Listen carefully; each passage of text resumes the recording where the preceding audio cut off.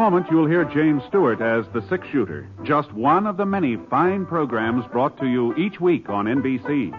Tomorrow night, there's top comedy entertainment with The Bob Hope Show, The Phil Harris-Alice Faye Show, and Can You Top This with Senator Ford. Bob Hope delivers rapid-fire comedy routines, while Phil Harris and Alice Faye bring both mirth and music. It's a great Friday night lineup of comedy programs, all of them heard only on NBC. James Stewart as the six-shooter.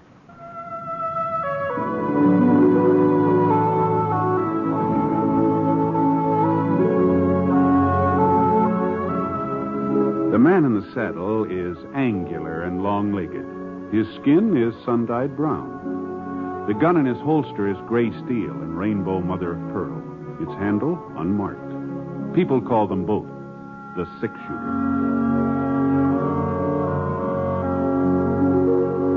The NBC Radio Network presents James Stewart as the six-shooter, a transcribed series of radio dramas based on the life of Britt Plonsett, the Texas plainsman who wandered through the Western Territories, leaving behind a trail of still-remembered legends.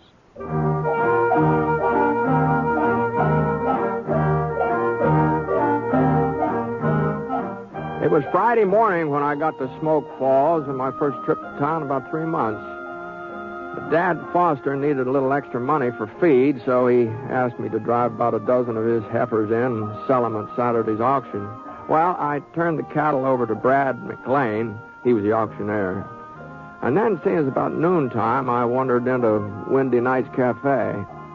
Windy's food's real good, too. Corned beef and cabbage, boiled potatoes, rice pudding for dessert. Real tasty.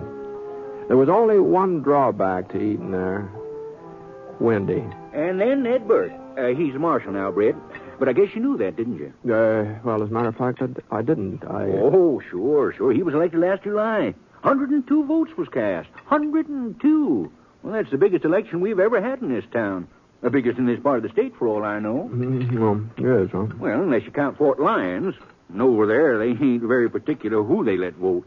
Why, I hear tell there was a drummer passing through the town last election day, and they just drug him right off to the polls. Don't say. Yeah, I'll just bet you, if there was to be an honest census, we'd show up with a good 20 more people in Fort Lyons. Let me show. Well, it sure was a fine meal, Wendy. Now, where do you think you're going, Britt? You ain't let me tell you about Marshal Burke finding Seth Quincy's body. Huh? Well, what did you think I was leading up to? Well, I didn't exactly know. Yeah, a week ago last Monday. That's when it happened. Oh. The reason I remember so plain is, along about 10 o'clock in the morning, it started to thunder, and I said to Mrs. Coombs, I run into her coming down Main Street. I said, Miss Coombs, I said, don't let that thunder fool you. It ain't going to rain the first week in September. No, sir. I lived around here for 17 years, and it ain't never rained after the 25th of August. That's what I said. Yeah. Well, now, what about Mr. Quincy? Well, I was coming to that, Brett. Can't you give a body a minute? Oh, sure, Wendy. Now, where was I? Oh, yes. Well, he was lying on the floor of his parlor when Marshal Burke come in. They say the place looked like he'd put up quite a fight, too. Broken furniture and glassware all over the place. I see. A slug in his chest, that's what killed him. Shooting must have been around 11 o'clock that morning. That's so. Yeah, leastwise, that's when Mrs. Henderson said she heard what sounded like a shot. You know the Hendersons, Britt. Live right over in the road there, just down the road a bit from Seth Quincy's ranch, you know? Yeah, sure, I know. Clyde Henderson. He's that short, red-haired fellow who married Sarah Watkins. I said I knew him, Wendy. Well, there's no need to take my head off. I'm just trying to give you the facts. Oh, I'm sorry. You go ahead. Give me the facts. Well, let's see. Where was I? Well, that's the trouble. Somebody interrupts you, and you lose your whole train of thought. Oh, yeah. About Seth Quincy. Well, I guess that's all there is to tell. A trial was last Monday. The trial? Sure. Pete Kellgren, the fellow that killed him. Pete Kellgren? What's the matter with you, Britt? Ain't you listening to me? What? Well, you kind of neglected to mention Pete Kellgren before, Wendy, I did? Yes. Oh. Well, there wasn't any doubt but that he was guilty. When Marshal Burke arrested him, Kellgren still had the $400 in his pocket. $400, huh? The money he stole from Seth. Oh, uh-huh. That's funny. Pete Kellgren never struck me as the type to... I guess you just never can tell about people, can you? Oh, I didn't know you was a friend of Pete's, Britt. Well, we weren't exactly friends, but we met up a couple of times. He always seemed like a nice young fellow to me. Well, he even admitted robbing Seth. Of course, he says that when he come in, Seth was already dead, and the strongbox was just sitting right there, real inviting. He sure must think we're a bunch of ignoramuses expecting us to believe a yarn like that. Well, I suppose it could be true. The jury didn't see it that way. Hanging is scheduled for next Monday. But the hanging? Well, I reckon I owe you a quarter, huh? Well, now, just a minute. I'll get you your change.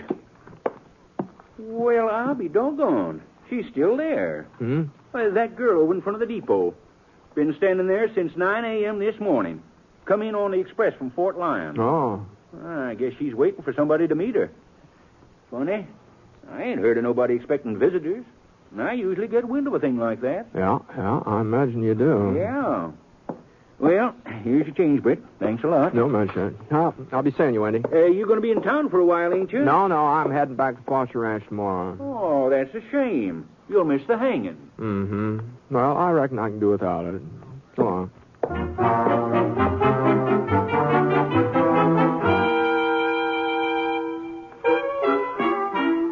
I couldn't help noticing the girl waiting on the station platform.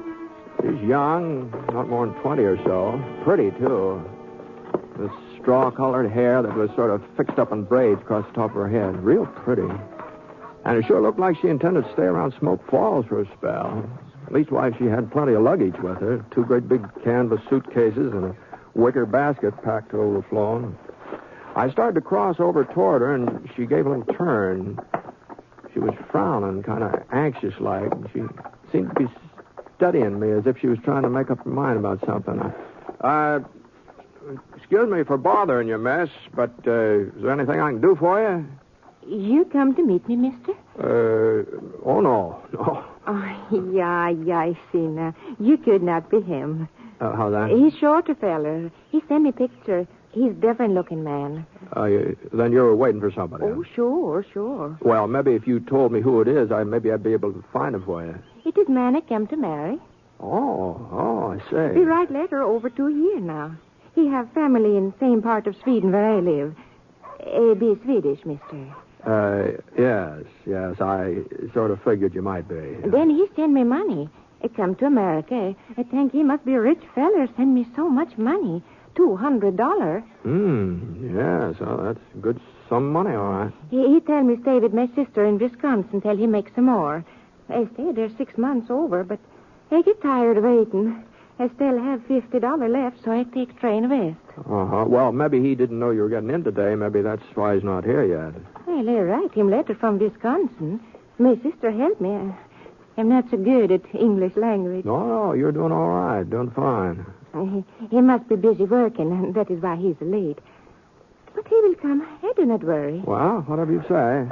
Go on. Mister? Yeah? You're a friend of his? Well, I don't know. You didn't tell me his name. Oh, I am a very foolish person. I not use my brains. It is a Peter. Peter? Yeah, Peter Kelbrin. You have heard of him? Why, yes, I've heard of him. You do not see him anywhere today? No, I haven't seen him. Thank you, just the same. Yeah, mister?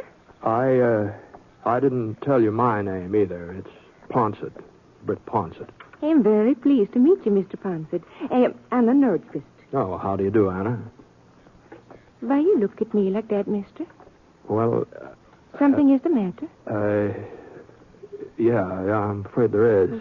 Peter, he is not sick. No, it isn't that. Well? You said you'd come to America to marry Pete? Yeah, sure. But you don't know him very well, do you? Over 2 years, we write letters. Oh, yes, but I mean, with you letters... think I cannot love a man I never meet? No, not necessarily. I know Peter just the same as if we meet 100 times. We tell each other everything in letters. Maybe so, but Yeah, I see what it is you think. Oh? You tell yourself I only marry Peter because he sent me so much money, because he is such a rich fellow. No, of course not. Well, I tell you the truth, mister. I marry him because I love him. I never see him, But I love him. There's no other reason. Uh-huh. Yeah, well, of course, Anna. So why don't you come over to the cafe and have a cup of coffee? Oh, huh? it's very kind of you, but I must be here when Peter comes. Well, I'm afraid Pete isn't coming. I do not understand. No, I'm awful sorry to tell you about this, but, well, he's in jail. In jail? Yeah. You mean police arrest him? Well, it was the marshal. Amounts about the same thing. What did Peter do? Oh, sure, I know. He's scared to meet me, so he has too much to drink, yeah? No, Anna. It's a lot more serious than that. Tell me, mister. Well, the folks say that he killed a man last week. Peter killed a man? Yeah, it sure looks that way. No, it could not be. He's fine, good feller. Yes, well, I guess you're bound to think that, Anna, but... They make big mistake. I tell them so. They let my Peter go. Where is Jay? No, I wouldn't do Please, that. mister, where is Jay? Well, it's just around the corner there, but I don't think Thank you very much. No, here, let me give you a hand with those I things. can manage. I can carry suitcase. Ever confirm I'm plenty strong. Now, listen, Anna, I'm afraid the marshal Goodbye, will... mister. You come to wedding, yeah? Oh, sure. Well, good luck.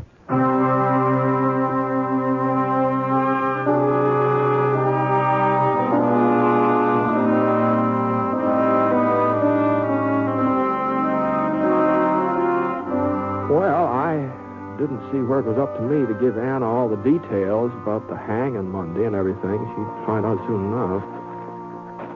Sure was a tough break, though, after coming all this distance and marrying a man she'd never seen. Well, I strolled around town for an hour or so, and then I headed over to George Billings' house where I'd left my things. I was planning to spend the night with George and his wife, Ellen. They offered me the use of the spare room.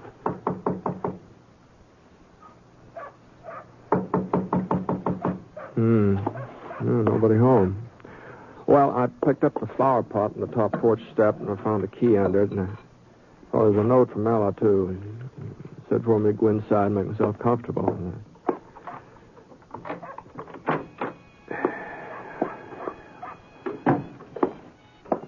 There was a copy of the Smoke Falls Weekly Gazette on the hall table. I skimmed through it for a couple of minutes. The main article was about the Quincy shooting. Pete Kilgren's trial. Oh, there that is. Oh, hello. They tell me I will find you here. I must talk to you. It's important. Yes, well, come in, Anna. Thank you very much. Won't you sit down? I would rather stand. I get too nervous if I sit. Mr. Ponsett. Yeah? What is wrong with Marshal Burke? Oh, nothing as far as I know. He says Peter must be hanged. Yeah, I know. Well, that is not possible. They would not hang a man who is not guilty. Well, Anna, maybe Pete is guilty. No, he is not. The marshal let me talk to Peter. I asked him if he does this awful thing. He tells me no. Well, Anna... It is no lie. I can tell a man who lies. It is the truth what Peter says. Well... He is fine feller. Better even than I hope. My sister warned me I should not expect too much. I will be disappointed. But Peter, he is good and kind and handsome. Oh, he's a nice-looking boy, all right. No doubt about that. And he did not kill any man. He could not be the one. Well, he's admitted stealing Seth Quincy's money. For me. That is why he takes it, so we can get married. It is very wrong to steal, and he must be punished for it. Well, if he was willing to steal... To steal is not to kill. And that is why they hang him, yeah? That's right, yeah. Then you must keep them from it. Yeah. I tell Peter that we meet, that you are very nice to me. He says you be a famous person with the funny name, Six Shooter. Oh, yes. He says you will prove he is not guilty. You will talk to Marshal for him. Well, I don't see what talking to Marshal Burke would do. Please, Mr. Ponsett. I tell you something now. Before I say I come to marry Peter because I'm in love with him because of letters what he writes.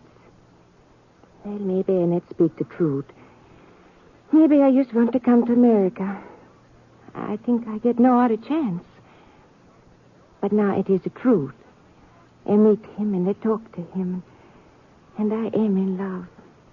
I love him very much. You must believe me, Mr. Ponset. Oh, sure, Anna. Sure, I believe you. Then you will talk to Marshall. Yeah.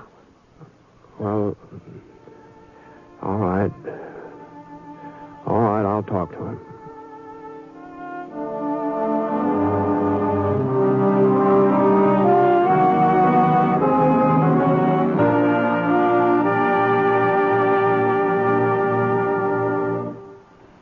You are listening to The Six-Shooter, starring James Stewart as Britt Ponset, the Texas cowpoke whose name has become legend throughout the West. Now, Act 2 of the story Anna Norquist.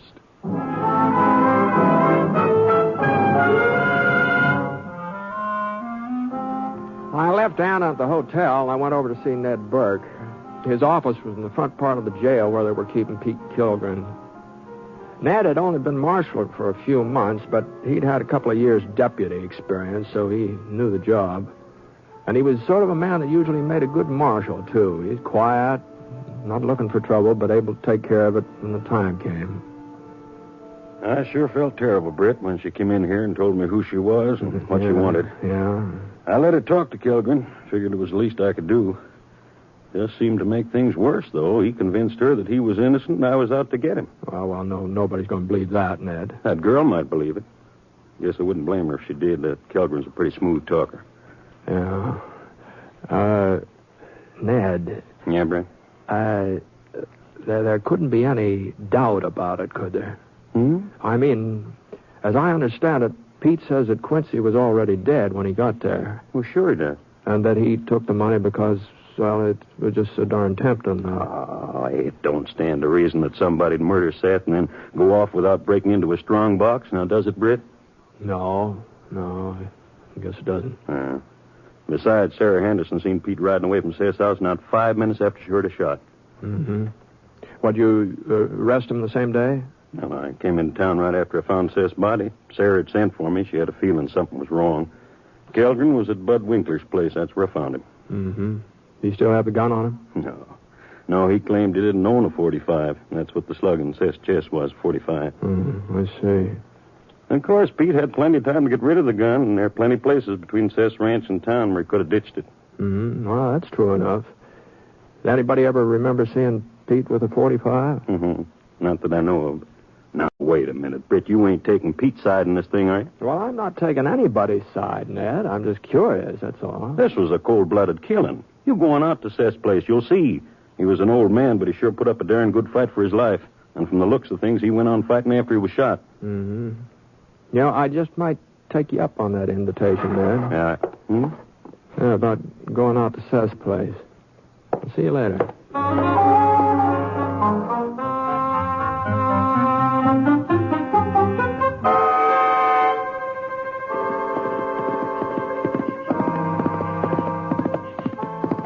It was getting on toward dusk when I reached Seth Quincy's ranch. Whoa, boy. Whoa, Scar. Whoa. I walked up the front steps and tried the door. It wasn't locked. Seth had lived alone. It didn't look like anybody had in to straighten things up since the murder. Boy, there sure had been a whale of a fight in the parlor there.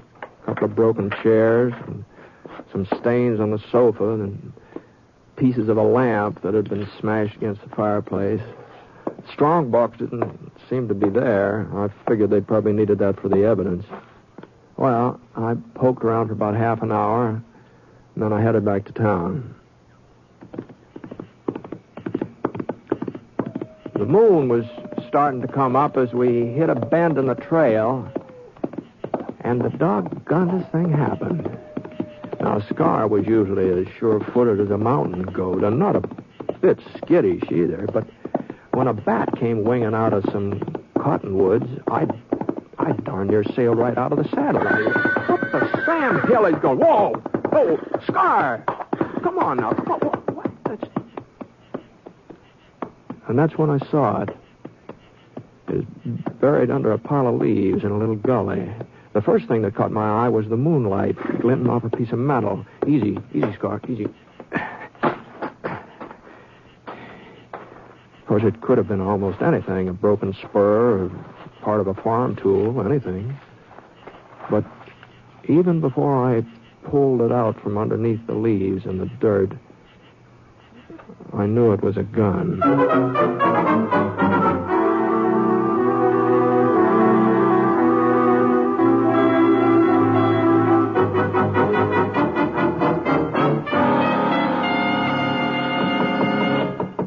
Yeah, who's there? It's me, Britt Ponsett. Oh, just a minute. I think you never come, Mr. Ponsett. I get so worried. Well, I'm sorry it took me so long. Well, it does not matter now that you're here. You talked to Marshal Burke. Yeah, I talked to him. And you tell him Peter did not kill this man. You tell him Peter is not guilty. No, Anna, I couldn't tell him that. What are you saying? Pete is guilty. I found his gun. The gun he used to kill Seth Quincy. No, It was hidden in a gully about a mile from the farmhouse. I do not believe you. I gave it to Marshal Burke. Now, you can see it for yourself. You want to go over there. Pete's initials right on the handle. Only one bullet had been fired. It's the right gun. There's no doubt about it. No, it could not be. Now, Anna, now listen to me. The only reason I'm telling you this is, well, after Monday, there won't be anything you can do about Pete. It'll be better if you just forget him. I will not forget him.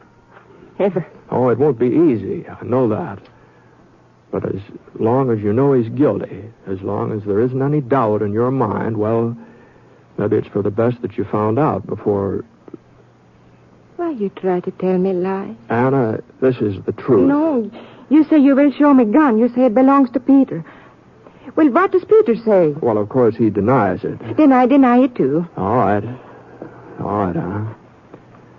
I guess there's nothing more I can do about it. You lie to me. You and Marshall. You try to make me think that the man I love is a criminal.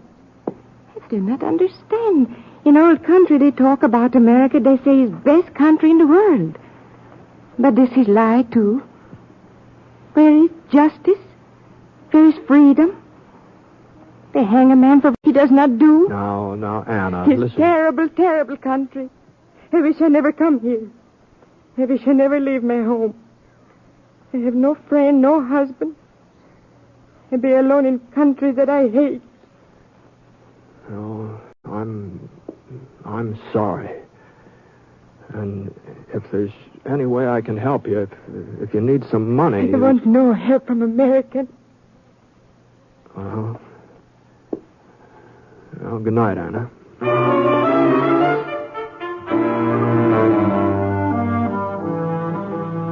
The light was still on in the marshal's office, so I stopped off and I asked Ned if I could go and have a little talk with Pete. He didn't seem to think it'd do much good, and to tell you the truth, I didn't think so either, but, well, I couldn't see it'd do any harm to try, so...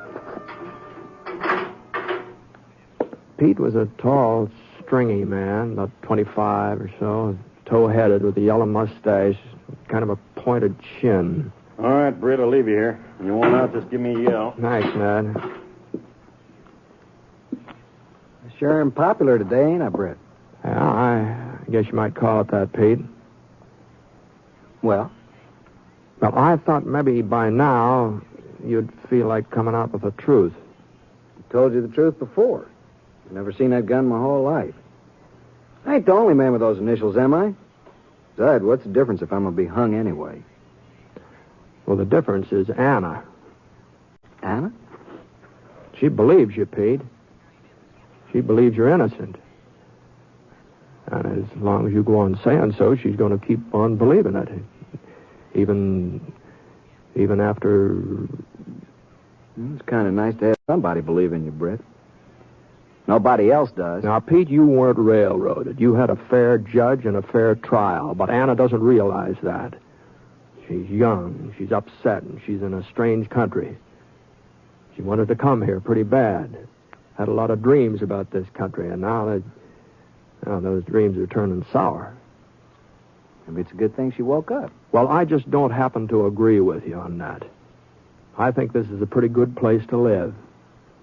But Anna won't find that out, not if she goes on feeling this way. Well, what do you expect me to do? Confess to murdering Seth Quincy just so Anna can appreciate the good old USA? If you ask me, this country ain't so hot anyway. Mm-hmm. Well, there are a lot of folks who'd put up pretty good argument about that. Your own father is one of them. You're just wasting your breath. Yeah, I guess I am. Any man who'd kill Seth Quincy in cold blood the way you did... It wasn't cold blood. I didn't even... Go on, Pete. All right, but I ain't telling you this because of... Well, I don't even know why I'm telling you. I needed money for Anna so we could get married. I wanted to make a good showing like I told her in the letters I wrote her. Everybody said Seth had plenty of cash, that he wouldn't put none of it in the bank because he'd had a fight with Mr. Putnam, and he kept it all in that strong box. I thought he'd gone to town. I never figured he'd come back and catch me while I was robbing him. I tried to hold him off with my gun, but he just kept coming. I had to fire. Even then, he didn't stop. Not until... Well... Pete. What do you want now? I want you to tell this to Anna. You can tell her. I'm afraid that wouldn't do any good. She's real pretty, ain't she? I never figured on her being so pretty. Sure was surprised. Yeah? I've been writing her for the last 2 years. It's Pa's idea. He knew her Ken back in Sweden. There wasn't any girl around here that, well, leastways none I was interested in. Uh-huh. Well, Pete? I'll tell her. But it wasn't cold blood, Britt, not the way you think. Yeah. So, Ned, I'm all done here.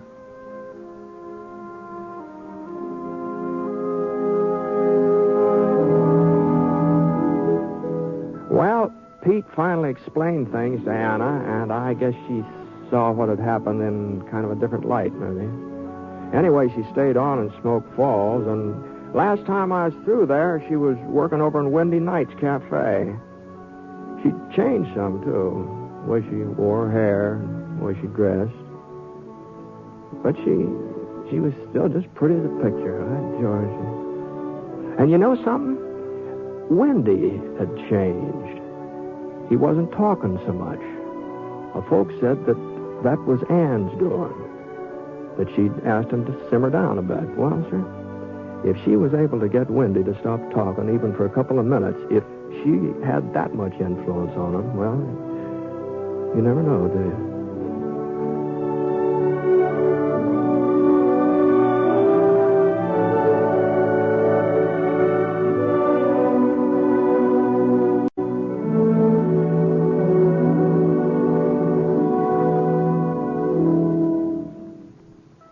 The Six Shooter is a transcribed NBC Radio Network production in association with Review Productions. It is written by Frank Burt and is based on a character created by him.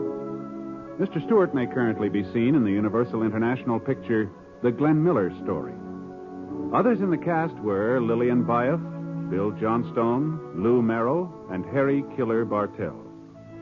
Special music for this program was by Basil Adlam, and the entire production is under the direction of Jack Johnstone. All characters and incidents were fictitious, and any resemblance to actual characters or incidents is purely coincidental.